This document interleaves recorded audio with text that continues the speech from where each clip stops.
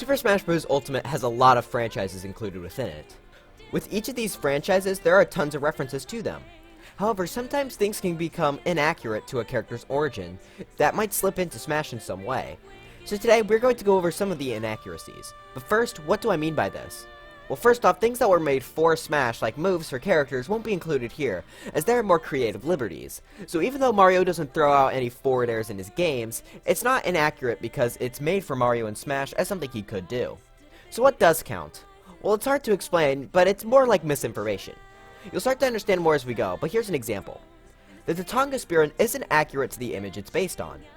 Now, a lot of spirits were changed, like Mithra, to be more family-friendly, as Smash Bros. Is made for good boys and girls. However, Tatanga is seemingly changed for no apparent reason. Comparing the spirit to the original art, we see many colors were changed for no apparent reason, being the control panel, the glass, and some other elements of his vehicle. Since this seemingly has no purpose, I'm labeling it as a bit of an inaccuracy. Before we jump into more inaccurate things, if you enjoyed this video, please leave a like and maybe even subscribe for more on Smash Ultimate and anything Nintendo Switch. Only about 10% of my viewers are actually subscribed to the channel, so it really helps me out if you do hit that subscribe button. But anyways, let's jump right into some of Super Smash Bros. Ultimate's inaccuracies. We got a lot to go through, so let's just jump into it. First off, let's start with some costume errors. Luigi, Ganondorf, and Daisy. What do they all have in common? Well, I mean, since I told you 3 seconds ago, you should be able to know that each of them have a costume inaccuracy. Basically, their official artwork for their costume is actually different than the one used during gameplay. First off is Luigi, where his yellow alt contains the error. Instead of the yellow L on his hat as seen by the artwork, a blue L is used in-game. Next up is Ganondorf, where the parts of this alt that appear gold are actually silver in-game. Finally, Daisy is sort of similar to Ganondorf, where her tiara is shown off as gold in her wedding gown alt.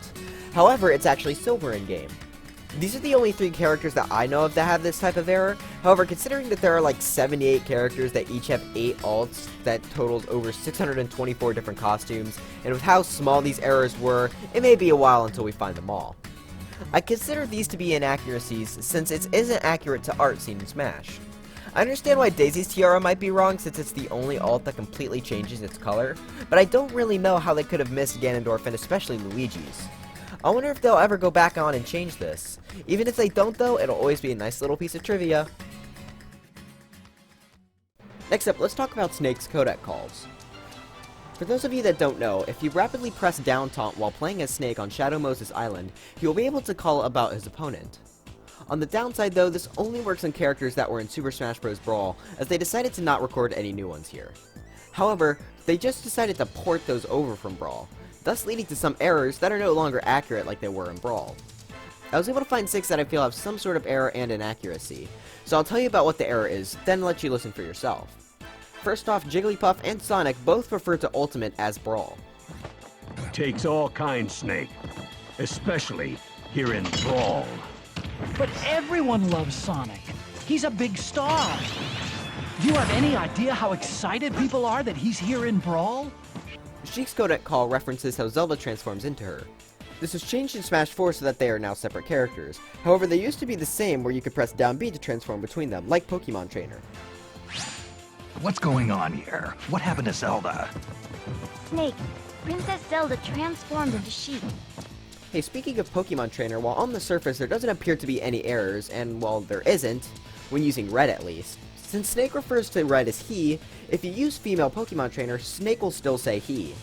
Female Pokemon Trainer was a new addition into Smash Ultimate, which is probably why they missed this. Pokemon Trainer? That's the guy giving orders behind a Pokemon, right? Right.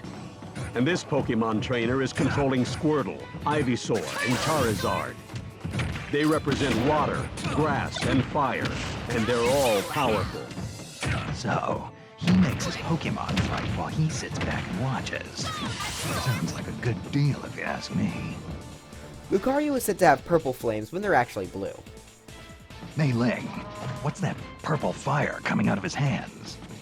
That's his aura. Finally, while this one isn't technically wrong, Toon Links mentions how every Link wears green. However, Breath of the Wild Link mainly wears blue. But you know there have been several people who've gone by that name, right? They all have certain things in common. Green clothes, a sword, a shield. But they all came from different lands and lived in different eras. The reason this is only technically wrong is because of course Breath of the Wild Link can't get the Tunic of the Wild that can give him his traditional Link look. Next up, let's finish what we started with Tatanga and talk about the rest of the weird spirit things I've found. First off is the Nipper plant, and while I would show you its original artwork, I can't seem to find it. The closest thing I found was this art from Super Mario Bros. 3's. However, even then there are some inconsistencies with how well done the lines are, and most obviously this cut here in the Mario 3 one that isn't present in Ultimate. I bet this was done to make it higher quality, although to me that seems a bit unnecessary. Please let me know if I'm wrong about this, but as far as I know, this is an inaccurate piece of art. Now, still touching on spirits, let's jump into their star levels. Each spirit that isn't a master or a fighter are rated on power levels from 1 to 4 stars, with the more powerful ones having more stars. However, a ton of these spirit classes in relation to other spirits from their own franchise don't make sense. For example, the Mushroom Spirit is 2 stars, while the Fire Flower is only 1. Obviously this doesn't make sense, since the Fire Flower is basically better in every way than the Mushroom, granting Mario all of the Mushroom's abilities, plus an extra hit in Fireballs. Now there are probably a ton of things like this, and while I won't go over all of them, I do want to go over the Pokemon franchise, cause, oh boy, their classes are a mess. Pokemon with its hundreds of different characters has the most spirits of any franchise. Since each of these Pokemon are easily comparable to each other with their base stat total, which is basically adding up all of the Pokemon stats, we can easily see who should be where and who shouldn't be more powerful. Now since it's hard to create a range of base stats for each tier, I'll only go over the ones that are obviously not where they should be. First off, let's start with the ones in 1 star that should be moved up. These include Weezing, Blossom, Miltank, and Abomasnow, as they all have base stats over 490, which looking at the other Pokemon in tier 2, would be around the same level. Zygarde in his 50% form is also here, and he should definitely be nowhere near here considering he's a legendary. It should be in at least tier 3. Now onto the Pokemon in tier 2 that should be moved down. I've found quite a lot, but I'm only going to go over the obvious ones, as some of them are kinda teetering the edge, so I let them slide. So the Pokemon that should move down are Meowth, Ditto, Togepi, Shedinja, and Inkay, all with base stats under 300. A few from tier 2 should also be moved up, which include Dragonite, Tyranitar, Salamence, Metagross, Kyogre, Groudon, Garchomp, Hydreigon, and Kyurem. Should all be moved up to tier 3 as their base stats totals are all over 600. I'll get into where I think Deontay and Hoopa should be in a little bit, but just know that they should not be in tier 2 and should at minimum be in tier 3. Funnily enough though, all the Pokemon in tier 3 that I think need to be changed are all moving up. Mega Mewtwo Y, Black Kyurem, White Kyurem, Primal Kyogre, and Primal Groudon should all be in tier 4, as they all have base stats totals over 700. Along with them, there are some legendaries that are grouped together which should be in tier 4, as the 3 legendary birds are combined there. These groups are Raikou, Entei, and Suicune, Latios and Latias, the 3 I can't pronounce, and the other 3 I can't pronounce. All of which are having their base stat total over 1,200 combined. Now, finally onto tier 4.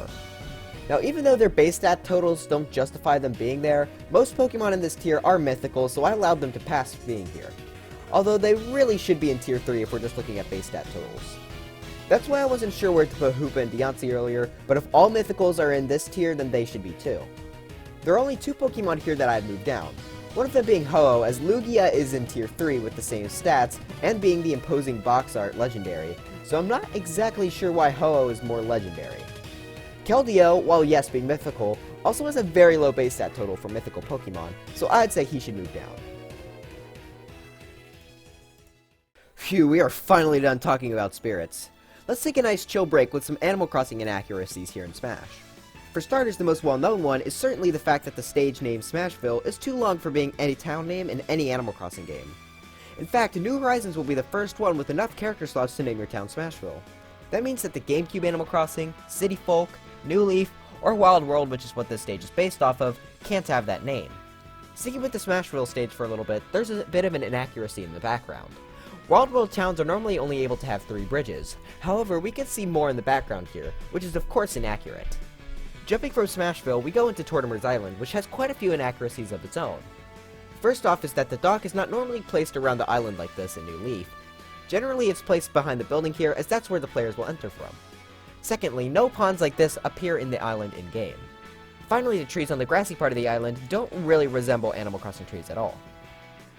Now our final inaccuracy about Animal Crossing is that on the boxing ring, each character has a unique title, and the villagers is the mayor of Smashville. And since 1, Smashville is from Wild World, and 2, the villager design is from City Folk, means that the mayor can't actually be this villager, but is instead Tortimer. That's another technically inaccurate one, not really inaccurate because they're referencing New Leaf here, but still technically inaccurate.